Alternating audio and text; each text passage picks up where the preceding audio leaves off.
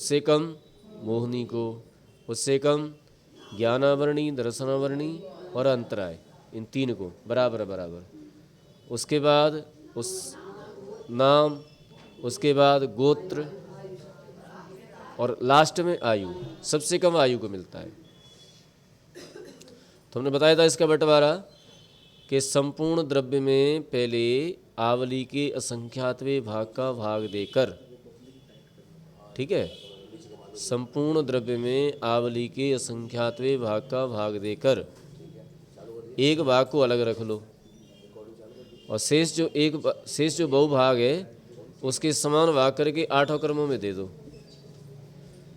अब जो एक भाग बचा है फिर उसमें आवली के असंख्यात भाग का भाग दो।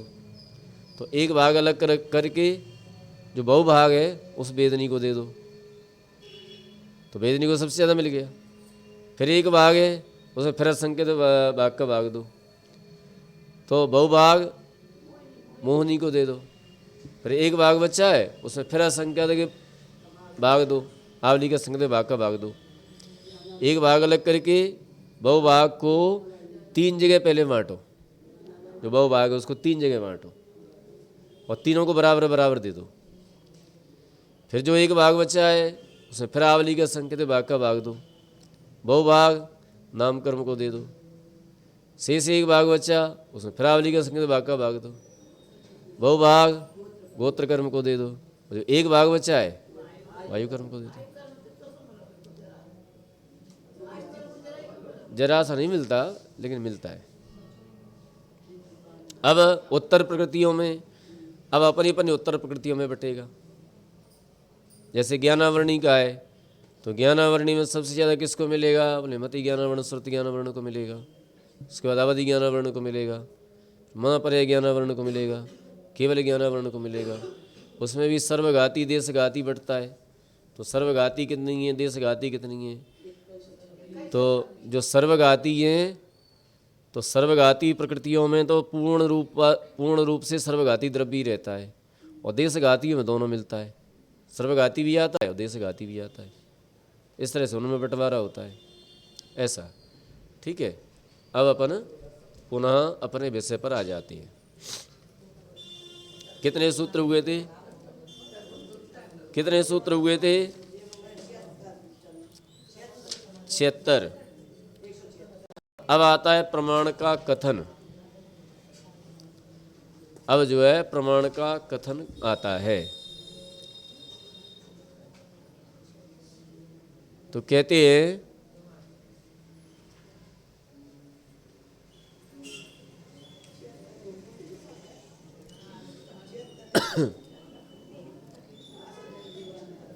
सकल वस्तु ग्राहकम प्रमाण प्रणीयते परच्छिद्यते वस्तु तत्वं ज्ञेय ज्ञानेन तत्प्रमाणम।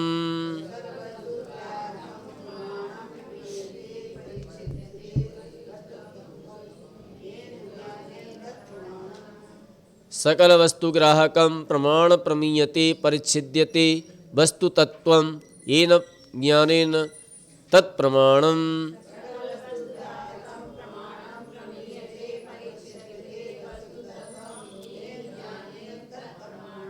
अब यह कहते हैं कि सकल वस्तु को ग्रहण करने वाला ज्ञान प्रमाण है। जो ज्ञान वस्तु को पूर्ण रूप से जानता है वह ज्ञान प्रमाण है। ठीक है, सम्यक ज्ञान संपूर्ण वस्तु को सकल देश जानता है। मिथ्या ज्ञान संपूर्ण वस्तु को विषय नहीं कर पाता, कहीं न कहीं स्खलित हो जाता है। ठीक है,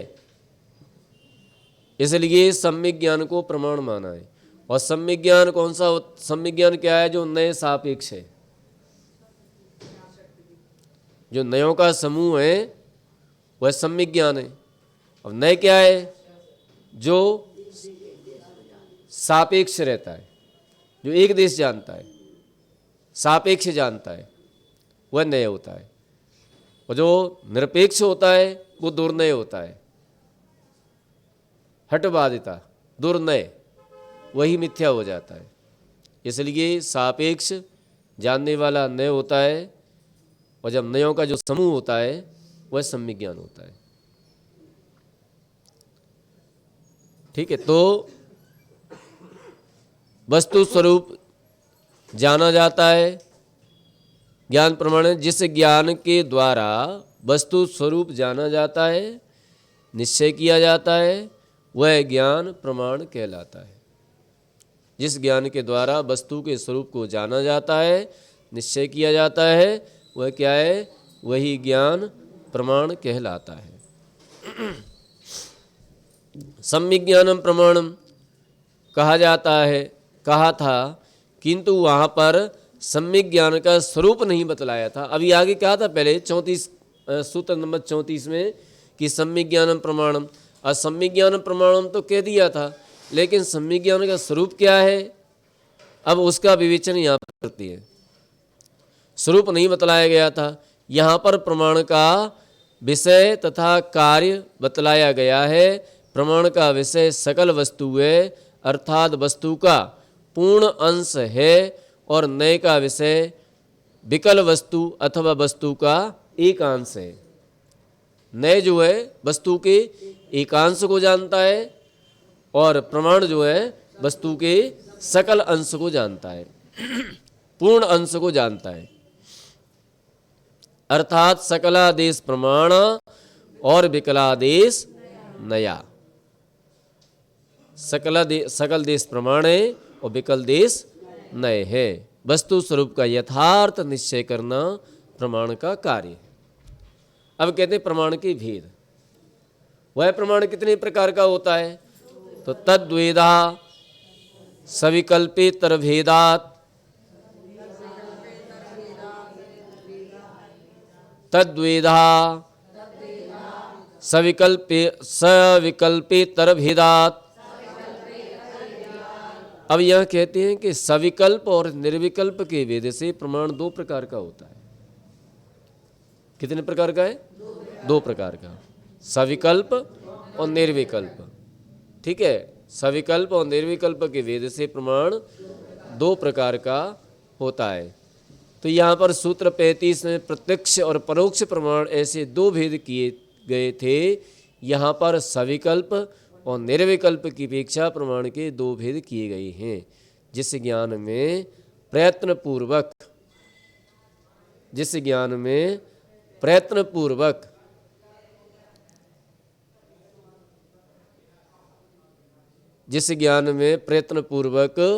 विचार पूर्वक या इच्छा पूर्वक वस्तु को जानने के लिए उपयोग लगाना पड़े, वह सविकल्प ज्ञान कहलाता है।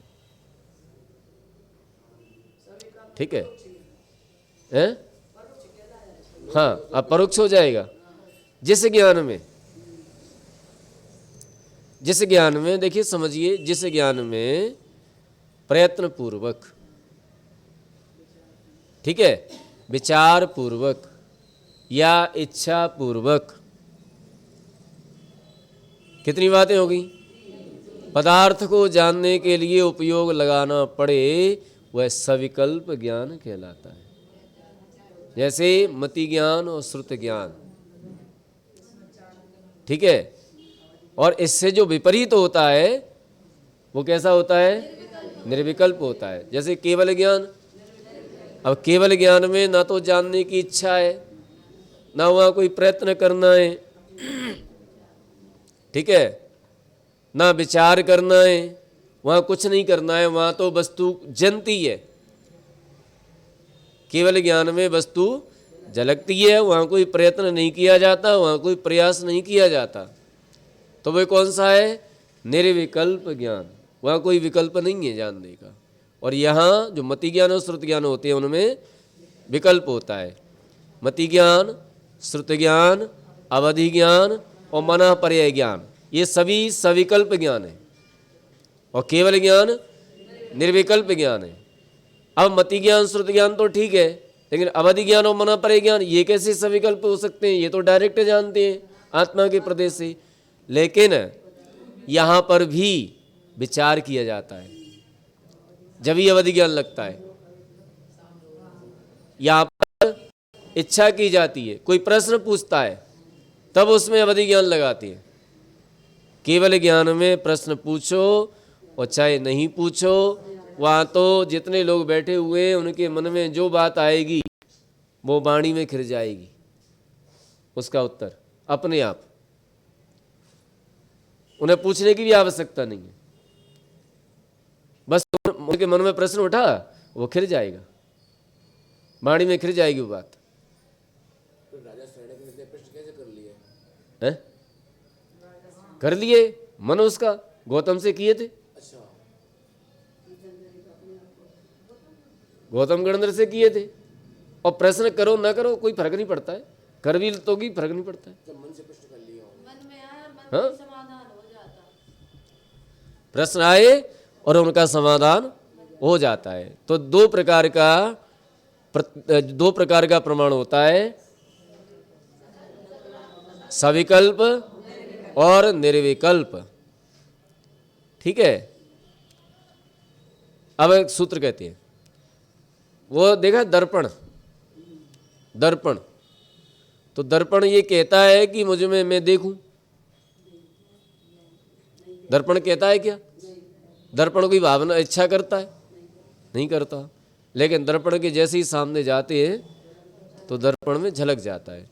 इसी प्रकार से केवल ज्ञान में भी झलक जाता है। जैसे दर्पण में झलक जाता है वैसे ही केवल ज्ञान में झलक जाता है। केवल ज्ञान कोई इच्छा नहीं करता, केवल ज्ञान कोई विकल्प नहीं करता, अपने आप झलक जाता है ऐसा। लेकिन मति ज्ञान, श्रुति ज्ञान आदि ये प्रयत्न करते हैं, प्रयत्न पूर्वक वस्तु को जानते हैं। तो वही अब बतला रहे हैं कि कौन कौन से ज्ञान सविकल्प में सूत्र द्वारा। सविकल्पम मानसम तच्चतुर्विधम मति श्रुतावधि मनः पर्यय रूपम।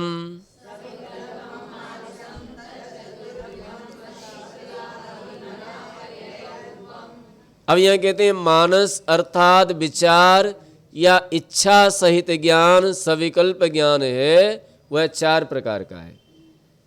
मानस अर्थात विचार या इच्छा सहित ज्ञान सविकल्प ज्ञान कहलाता है। और यह कितने प्रकार का है? 4 प्रकार का है। अभी तक अपन जानते थे सकल प्रत्यक्ष और देश प्रत्यक्ष और सकल प्रत्यक्ष, लेकिन अब आपने क्या देखा? सविकल्प और निर्विकल्प। ठीक है, सविकल्प ज्ञान और निर्विकल्प ज्ञान। तो 4 ज्ञान जो होते हैं वो सविकल्प होते हैं, और केवल ज्ञान जो होता है वो निर्विकल्प होता है। ठीक है।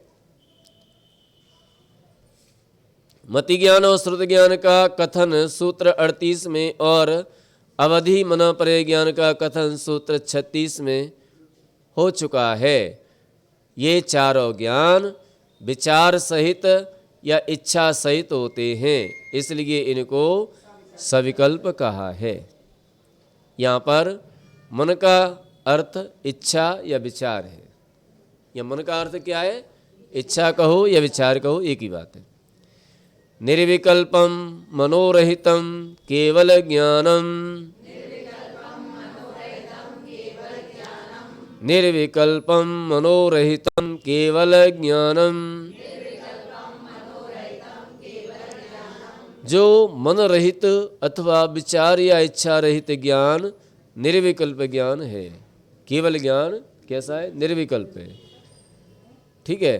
तो सूत्र 37 में केवल ज्ञान का कथन है। सूत्र 179 व 180 में विकल्प का अर्थ मन किया है, या मन से अभिप्राय इच्छा या विचार का है। केवल ज्ञान इच्छा या विचार रहित होता है, अतः केवल ज्ञान को मनोरहित अर्थात निर्विकल्प कहा गया। ठीक है। केवल ज्ञान जो होता है वो निर्विकल्प प्रमाण है, और 4 ज्ञान कैसे है? सविकल्प प्रमाण है। तो इस तरह से प्रमाण का कथन किया। प्रमाण 2 प्रकार का बतलाया, सविकल्प और निर्विकल्प, जिनमें जो इच्छा रहित है, प्रयत्न पूर्वक होता है, विचार आदि के द्वारा होता है, वो सविकल्प है। और जो इच्छा रहित होता है, जिसमें विचार आदि नहीं किए जाते, वो निर्विकल्प है। चार ज्ञान सविकल्प है और केवल ज्ञान निर्विकल्प है। ठीक है, क्योंकि चार ज्ञानों में विकल्प होता है, चार ज्ञानों में इच्छा की जाती है, चार ज्ञानों में विचार किया जाता है, प्रयत्न किया जाता है, तब जानते हैं। और केवल ज्ञान में कोई प्रयत्न नहीं किया जाता। अब नए का लक्षण व भेद कहते हैं। प्रमाणीय वस्तु संग्रहीतार्थैकांशो नयाः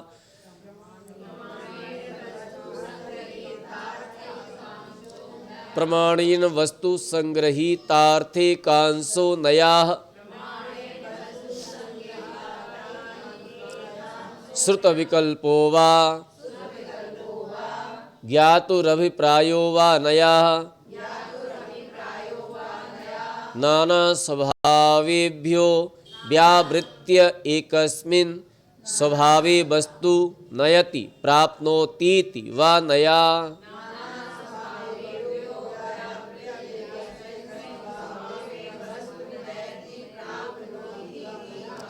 अब इसमें नए के भेद बता रहे हैं और नए की परिभाषाएं बता रहे हैं। नए किसे कहते हैं, नए का लक्षण क्या है, ये बात बता रहे हैं। तो यहाँ कह रहे हैं कि प्रमाण के द्वारा सम्यक प्रकार ग्रहण की गई वस्तु के एक धर्म अर्थात अंश को ग्रहण करने वाले ज्ञान को नए कहते हैं।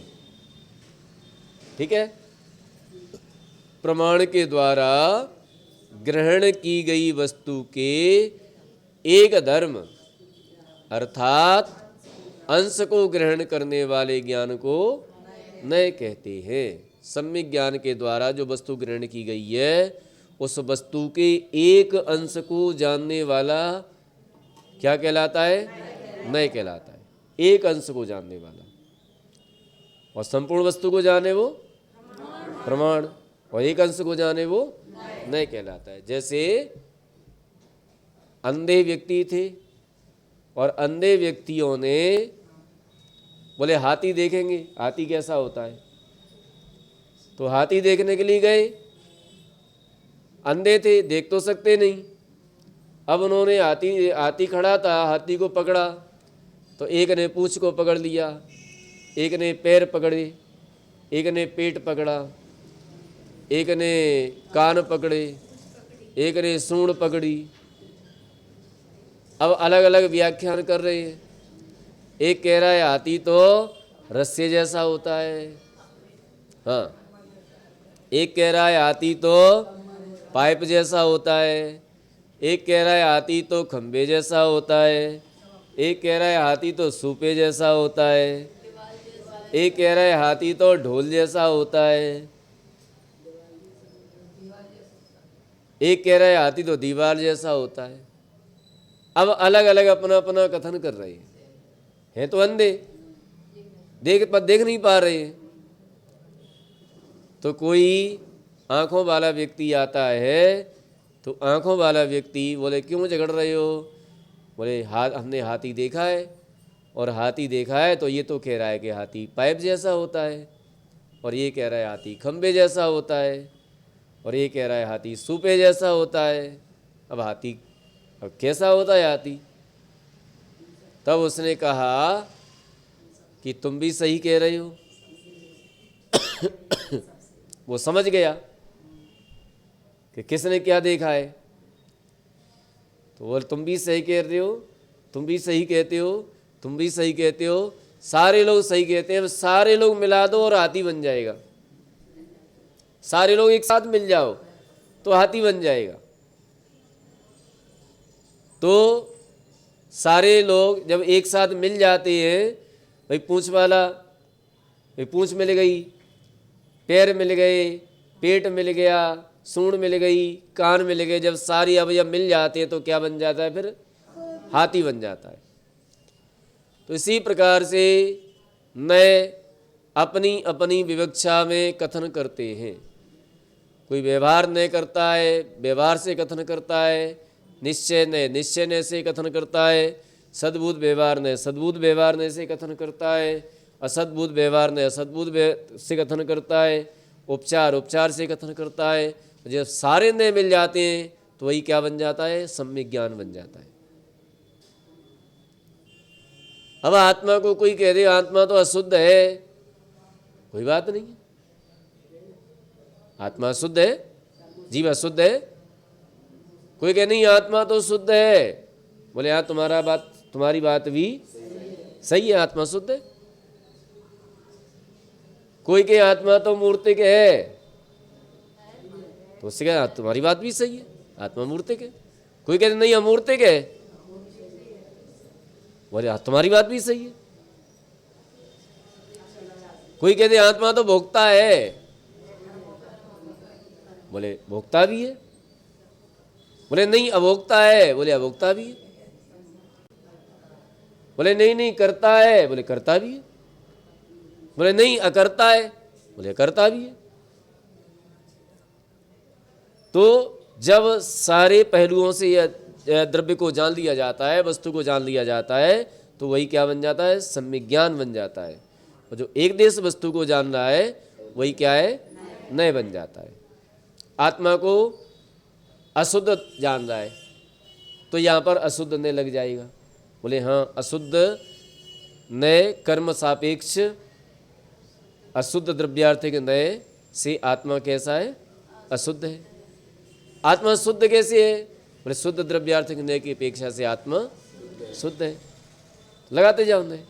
अशुद्ध अशुद्ध कह दिया, बोले हाँ शुद्ध भी है शुद्ध भी है, दोनों है, शुद्ध भी है शुद्ध भी है, और दोनों ने लगा दो जहाँ जैसी विवक्षा है, तो शुद्ध अशुद्ध हो जाएगा। मूर्तिक भी है अमूर्तिक भी है, बोले हाँ दोनों है, बोले एक साथ दोनों, बोले हाँ एक साथ दोनों है। अब लगा लो अपनी अपनी विवक्षा।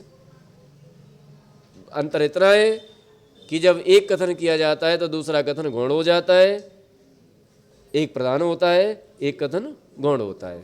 अंतर इतना होता है। जब हम शुद्ध का कथन करते हैं उस समय अशुद्ध गौण होता है, और जब अशुद्ध का कथन करते हैं उस समय शुद्ध गौण हो जाता है। ये अंतर आता है। तो इस तरह से ये सम्यक ज्ञान बन जाता है। और जहाँ पर नय विवक्षा नहीं होती है, हटवादता होती है, वहाँ पर ही लड़ाइयाँ होती हैं, वहीं पर मिथ्या ज्ञान हो जाता है। जिस ज्ञान में लड़ाइयाँ होने लगें, जिस ज्ञान में झगड़े होने लगें, वह ज्ञान कभी सम्यक ज्ञान हो ही नहीं सकता। जहाँ पर लड़ाइयाँ हो जाएं वह सम्यक ज्ञान हो ही नहीं सकता। झगड़े हमेशा अज्ञानता में होते हैं, झगड़े मिथ्यात्व में होते हैं। जितने भी झगड़े हैं, सांसारिक हों चाहे पारिवारिक हों चाहे आर्थिक हों चाहे कोई से भी झगड़े हों, कहाँ पर होते हैं? मिथ्यात्व में ही होते हैं, अज्ञानता में होते हैं। ज्ञान में कभी झगड़े नहीं है, सम्यक ज्ञान में कभी झगड़े नहीं है। एक भी झगड़ा नहीं हो सकता। आप करके दिखाओ कौन सा झगड़ा करोगे। परिवार में करोगे झगड़ा, किसी ने तुमसे गालियाँ दी, किसी ने तुम्हें गधा कह दिया, क्या गलत कह दिया उसने? सही तो कहा है। अब सही कहा है तो काहे को झगड़ते हो? फिर काहे का झगड़ा, काहे की लड़ाई? किसी ने तुमसे गाली दे दी, क्या उसने गलत दी है? सही तो दी है। किसी ने तुम्हारी वस्तु को छीन लिया, तो ये बताओ कि वस्तु तुम्हारी थी कब? तुम्हारी वस्तु थी ही कहाँ जो उसने तुम्हारी वस्तु को छीन लिया? कहाँ छीना उसने तुम्हारी वस्तु को? वस्तु तुम्हारी थी ही नहीं। जब तुम आए थे तब के साथ में लेकर के आए थे, यहीं से तुमने ली, यहीं पर उसका उपभोग किया। जब तक तुम्हारी संपर्क में उपभोग किया और संपर्क हट गया, वस्तु छूट गई। हमारा क्या गया?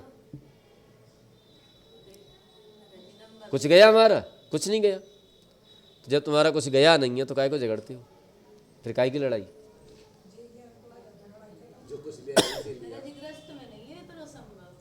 है काजल की कोठरी में कोनो बिना लगे आ जाए, इतनी विशुद्धि में है जो सब संभव नहीं है, ग्रस्त में। ये मुनि महाराजों की बात है।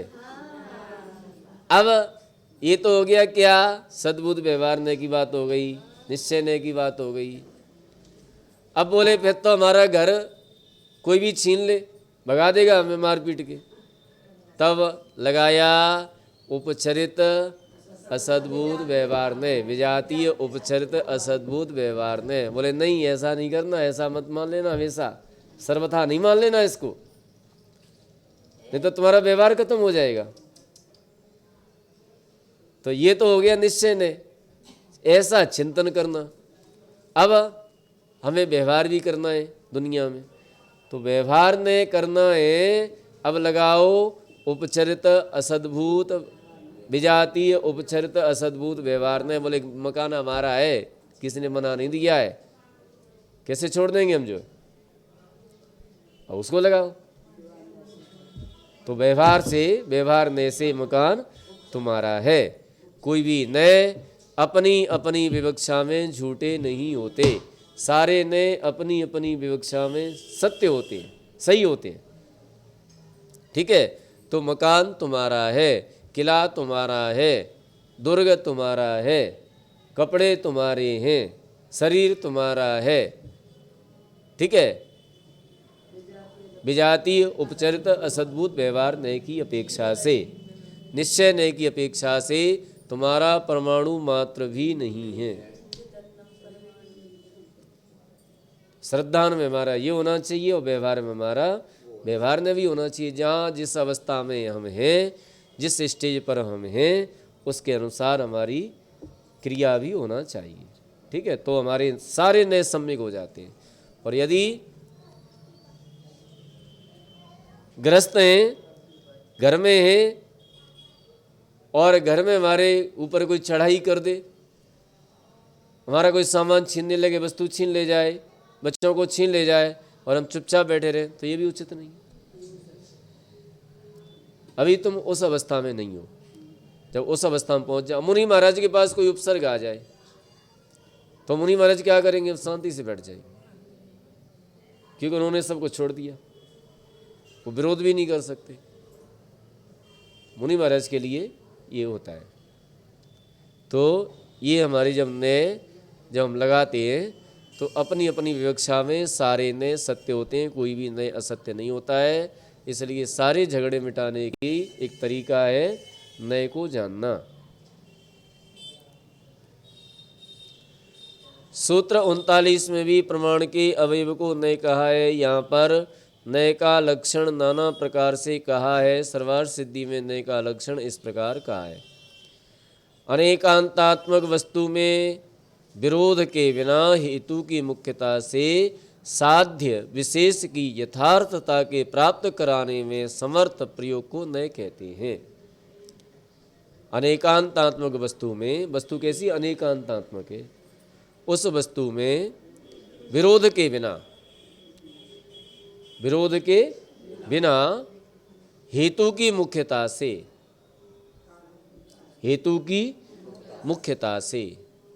साध्य विशेष की यथार्थता के प्राप्त कराने में। साध्य क्या होता है? जो हमारा लक्ष्य है, लक्ष्य को क्या कहते हैं? साध्य कहते हैं।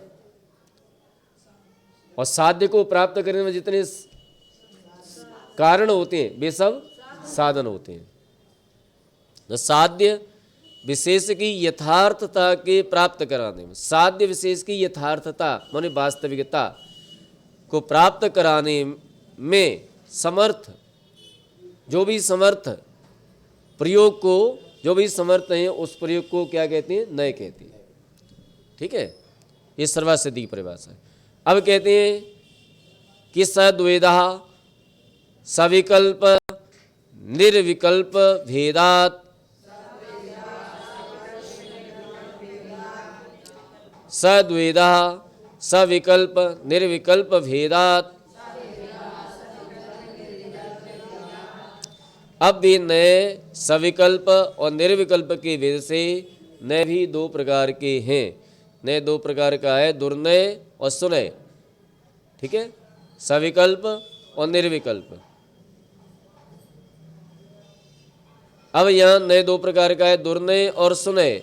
सापेक्ष अर्थात सविकल्प सुनय कहलाता है, और निरपेक्ष निर्विकल्प दुर्नय कहलाता है। यहाँ पर सापेक्ष को क्या कहते हैं? सुनय। सविकल्प को क्या कहते हैं? सुनय। सविकल्प को सापेक्ष को एक ही बात है, इसको क्या कहेंगे? सुनय। और निर्विकल्प को दुर्नय, निरपेक्ष को दुर्नय। जहाँ कोई अपेक्षा ना लगाए, चाहे जैसी बात कह दें, तो वो क्या हो जाएगा? फिर दुर्नय हो जाएगा। दुर्नय। तो दुर्नय जो होता है वो खतरनाक होता है। लेकिन महाराज जी निर्विकल्प इधर तो विकल्प से निर्विकल्प होता है। हाँ, निरपेक्ष निर्विकल्प। तो रहते ही तो बता रहे हैं कि जहाँ कोई अपेक्षा नहीं है, तो अपेक्षा से रहित हो गया तो क्या हो गया? वो दुर्नय हो गया। नए जितने भी हैं, नए किसका भेद है? किसका अवयव है? कौन सा प्रमाण? कौन सा प्रमाण? परोक्ष प्रमाण या प्रत्यक्ष प्रमाण? किसका प्रमाण? कौन से प्रमाण का भेद है? नए परोक्ष प्रमाण। और परोक्ष प्रमाण का भेद है। परोक्ष प्रमाण कैसा होता है?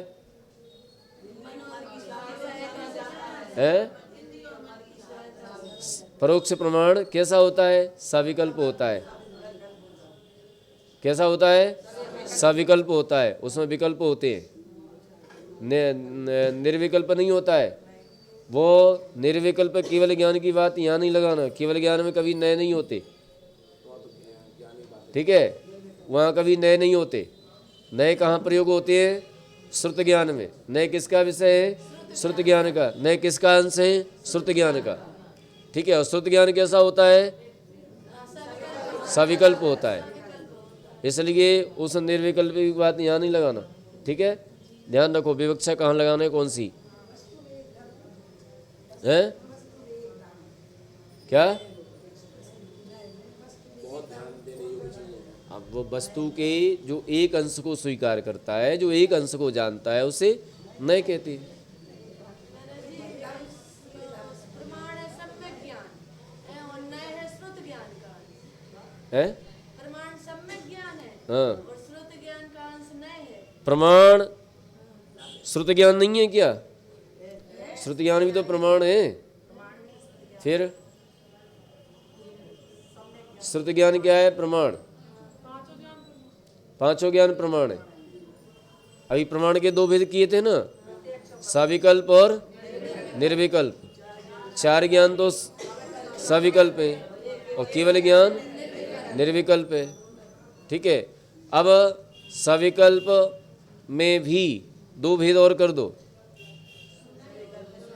प्रत्यक्ष और परोक्ष, ठीक है?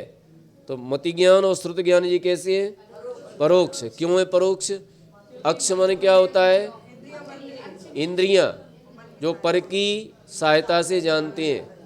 पर की सहायता से पर क्या है? इंद्रियां। इंद्रियों की सहायता से जानता है, वो क्या कहलाता है? परोक्ष। प्रत्यक्ष जो डायरेक्ट आत्म प्रदेशों से जानता है, आत्मा के प्रदेशों से जो डायरेक्ट जानता है, वो क्या है? प्रत्यक्ष। इसलिए जो श्रुत ज्ञान है वो सविकल्प है और श्रुत ज्ञान भी प्रमाण है। उसके अवयव नए कहलाते हैं।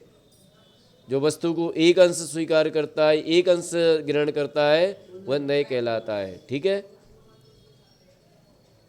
अब यहाँ क्या कहते हैं कि निक्षेप की व्युत्पत्ति कहते हैं। निक्षेप, नए और निक्षेप। अब निक्षेप क्या कहते हैं? अब निक्षेप की बात आएगी। अभी तक क्या चल रहा था? नए। अब निक्षेप, नए निक्षेप आदि के द्वारा वस्तु की सिद्धि होती है। तो निक्षेप क्या कहलाता है, अब वो बात आएगी यहाँ पर। प्रमाण नययोर निक्षेपणम आरोपणम निक्षेपः सा नाम स्थापनादि भेदेन चतुर्विधा।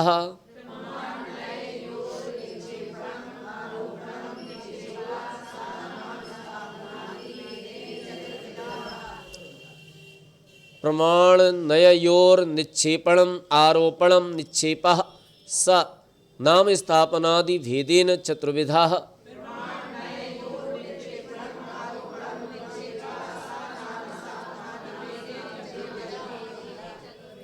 अब यहाँ पर कहते हैं कि प्रमाण और नय के विषय में, प्रमाण और नय के विषय में यथा योग्य, यथा योग्य जहाँ जैसी योग्यता है, यथा योग्य नामादि रूप से पदार्थ निक्षेपण करना अर्थात आरोपण करना निक्षेप कहलाता है। यथा योग्य नामादि रूप से निक्षेपण करना, नामादि रूप से आरोपण करना क्या कहलाता है? निक्षेप कहलाता है। हैं?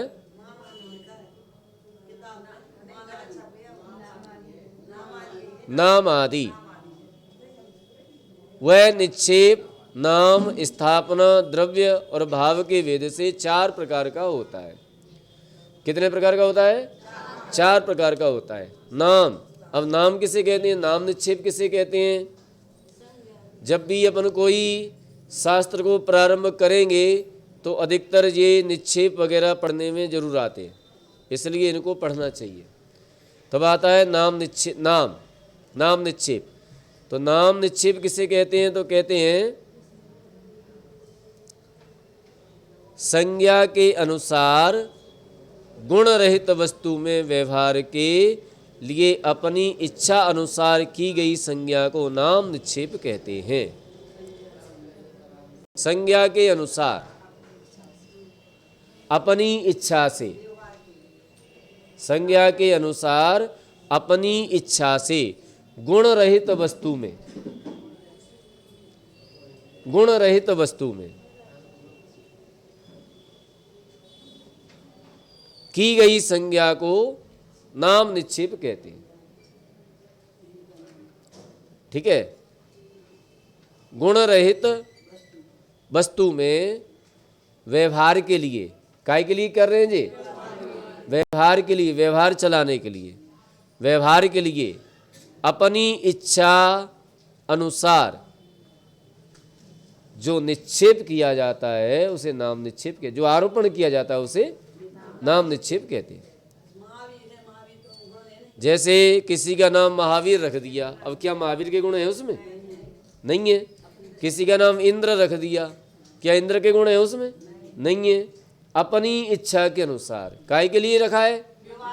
व्यवहार चलाने के लिए, व्यवहार चलाने के लिए जो निक्षेप किया जा रहा है, जो आरोपण किया जा रहा है वह नाम निक्षेप है। जो संज्ञा की जा रही है वह नाम निक्षेप कहलाता है। ठीक है? इसके बाद आता है स्थापना। काष्ठ, पाषाण, पुस्तक, चित्र, काष्ठ कर्म, पुस्तक कर्म, चित्र कर्म और अक्ष निक्षेप आदि में यह वह है, यह वह है।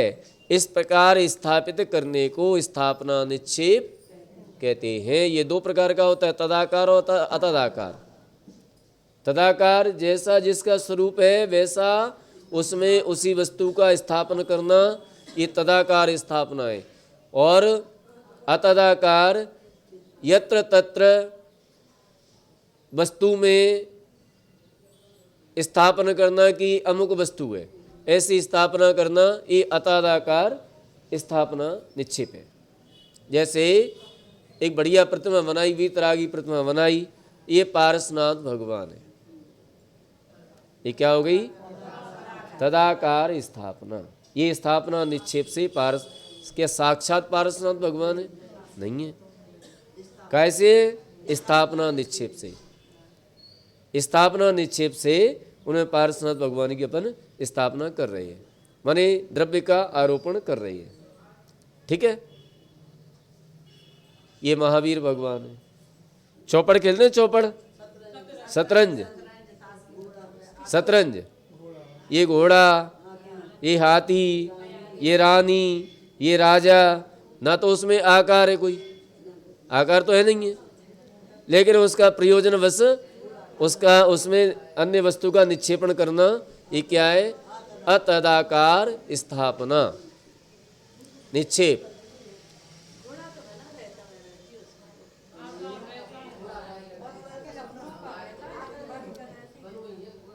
अब उसमें आकार रहता है, लेकिन कभी कभी गोटियों में स्थापना कर देते। ठीक है, कोई चोर सिपाही की स्थापना कर देते हैं, ये चोर है, ये सिपाही है, ये राजा, ये मंत्री। ठीक है, अब उसमें स्थापना करते हैं ना, तो ये क्या है? अतदाकार स्थापना निक्षेप। तदाकार जैसा जिसका आकार है वैसी, और अतदाकार में यथा जहाँ जैसी है। पूजन करते हैं, पूजन पूजन जिस चावलों में, जो ठोना में पानी डालते हैं उसको माथे से लगाते हैं। क्यों लगाते हैं? काय की स्थापना? किसकी स्थापना की थी? 3 चावल चढ़ाते हैं, क्यों चढ़ाते हैं?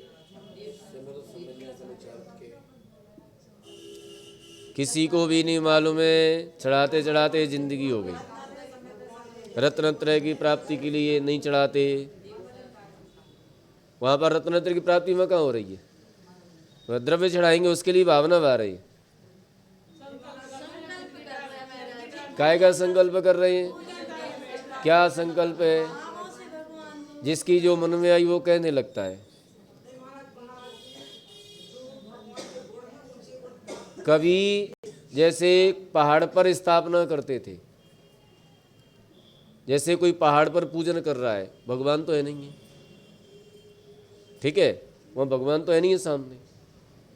अब भगवान है नहीं है और पूजा करना है। कोई बाहर व्यापार करने गए, पूजा करना है, भगवान है नहीं है। कई लोग तो पहले व्यापार करने के लिए जाते थे तो मंदिर साथ में ले जाते थे, प्रतिमा वो साथ में चलती थी, उनका पूरा परिकर चलता था, उसमें भगवान भी साथ में चलते थे। जहाँ रुकते थे, जहाँ अपना डेरा जमाते थे, वहाँ पर पहले भगवान की पूजा करते थे, फिर पूजन करके फिर शुद्ध भोजन बनाते थे, और शुद्ध भोजन बना के आगे की यात्रा कर, आगे का व्यापार करते थे। हाँ, तो अब उसके बाद धीरे धीरे लोग आलसी होने लगे। अब तो कहाँ, मिल जाए तो ठीक है, ना मिल जाए तो क्या फर्क पड़ता है। कई लोग नहीं भी ले जाते थे, परिकर नहीं साथ में चलता था, इक्के दुक्के है, तो वो लोग फिर ये वाली पूजन करते थे। कौन सी? अतदाकार। तो जंगलों में, पहाड़ों पर जाकर के उन्होंने बादाम के अंदर, लौंग के अंदर, चावल के अंदर ये स्थापना कर ली, ये हमारे देव, ये हमारे शास्त्र और ये हमारे गुरु। ठीक है, अब देव, शास्त्र, गुरु किसके ऊपर विराजमान होते हैं? बोले कमल के ऊपर विराजमान रहती।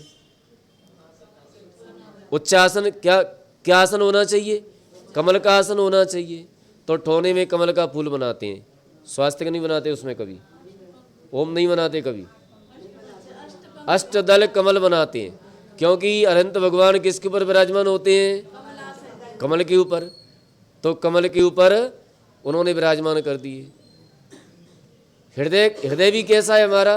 कमल के आकार का है, ठीक है ना। तो उसको क्या बनाया? कमल बनाया, और कमल बनाया तो उसके ऊपर हमने उसमें स्थापना कर दी। अब उनको देख देख करके हम पूजा कर रहे हैं। किसको देख करके? उन बादाम को देख करके, लौंग, चावल, क्योंकि क्या किया है उसमें हमने? देव, शास्त्र, इसलिए 3 चढ़ाते हैं। 3 चढ़ाए कि इसके एक देव का, एक शास्त्र का और एक गुरु का। माने एक में देव की स्थापना है, एक में शास्त्र की स्थापना है, एक में गुरु की स्थापना है। कई लोग 9 भी चढ़ाते हैं, तो 9 चढ़ाते हैं तो काय के लिए चढ़ाते हैं? वो 3 चढ़ाते हैं, 3 बार। अत्र देव, शास्त्र, गुरु, अत्र तिष्ठ, आए, बैठे, विराजमान हो। तो वहां वो नव देवताओं का भी हो जाता है। आने के लिए तो चावल में स्थापना की, बुलाया, वहां पर स्थापित कर दिया, और हमारे हृदय में, हृदय रूपी कमल पर विराजमान हो, ये हो गया। अब 9 जो चढ़ाए वो 9 देवताओं के प्रतीक हो गए। ऐसा भी लोग चढ़ाने लगे, ऐसी मान्यता। लेकिन अपन को मालूम नहीं है, कभी 3 चढ़ा देते हैं, कभी 9 चढ़ा देते हैं। पूछें कि काय के लिए चढ़ा रहे हैं, तो पता नहीं काय के लिए चढ़ा रहे। हमारे पिताजी चढ़ाते, हमने चढ़ा दिए। नहीं हमें कहीं मालूम था समय हमारे दादाजी चढ़ाते, हमने चढ़ा दिया। सम्यक दर्शन, सम्यक ज्ञान, सम्यक चारित्र की प्राप्ति के लिए हम 3 पुंज अर्पण करते हैं। पुंज तो बाद में 3 पुंज है स्थापना करते इसीलिए करते हैं। नहीं, वो स्थापना वहाँ से प्रारंभ होती है, अतदाकार।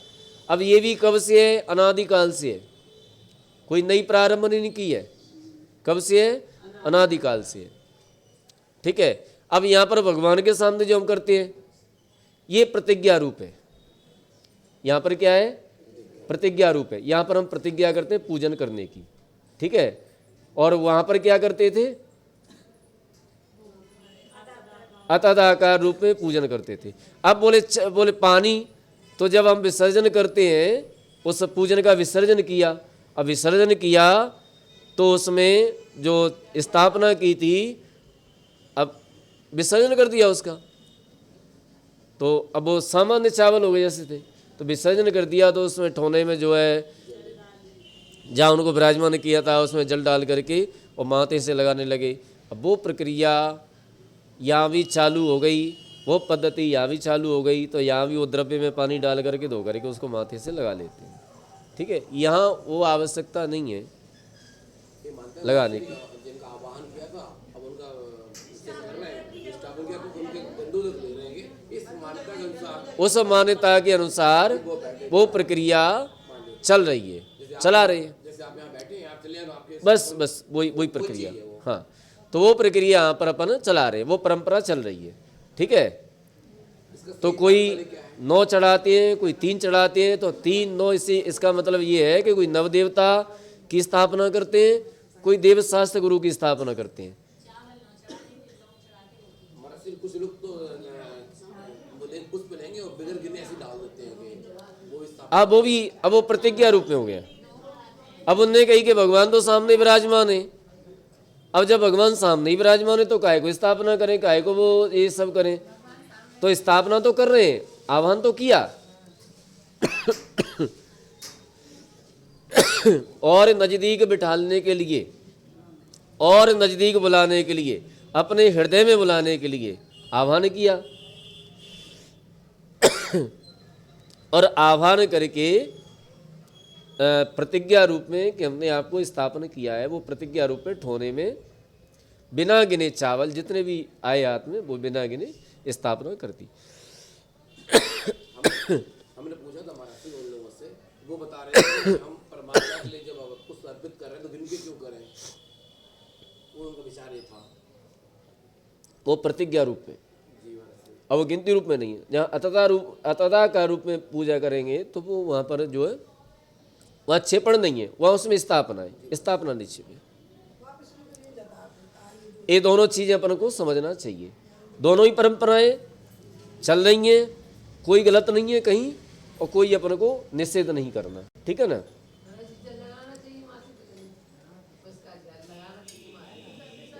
अब वो चढ़ी हुई द्रव्य मानते हो तो कोई आवश्यकता नहीं है, और चढ़ी हुई द्रव्य नहीं मानो तो ठोना में जो चढ़ा है ना, उसको लेकर ना माथे से लगाते हैं, तो वो लगाना उचित है या नहीं है तो क्यों है?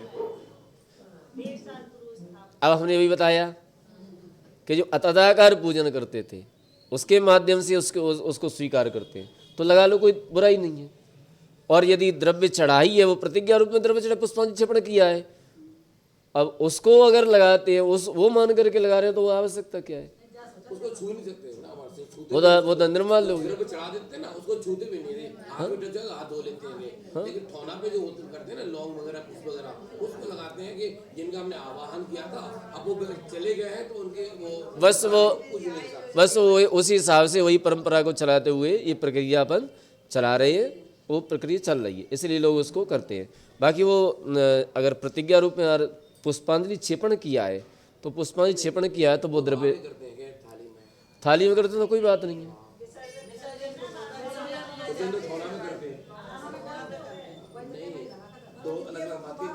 हाँ, तो ये जो अब ये समझा, तुम क्या करते हो क्या नहीं करते वो अलग बात है, कहाँ करते हो कहाँ नहीं करते वो अलग बात हो गई। लेकिन जो अतदाकार स्थापनाएं जो 3 चावल चढ़ाते थे, 9 चावल चढ़ाते थे ठोना में, वो जो अतदाकार स्थापना का प्रतीक था वो। अब यहाँ पर जो तो प्रतिज्ञा रूप में करते हैं ये अलग बात है, ठीक है ना। तो इसमें धोएं न धोएं, अब तुम्हें जैसा करना है वैसा करो, ठीक है। बाकी वो जो प्रक्रिया थी वो ये प्रक्रिया, यहाँ पर विषय अतदाकार स्थापना का है। नहीं, ऐसा नहीं, भगवान है, स्थापना करने की जरूरत नहीं है, ऐसा नहीं हम कहेंगे। आप पढ़िए उसको, क्या नाम है, रत्न कर्ण श्रावकाचार सदा सुखदास जी का, उससे पढ़ लीजिए, जैसा है उसमें करिए।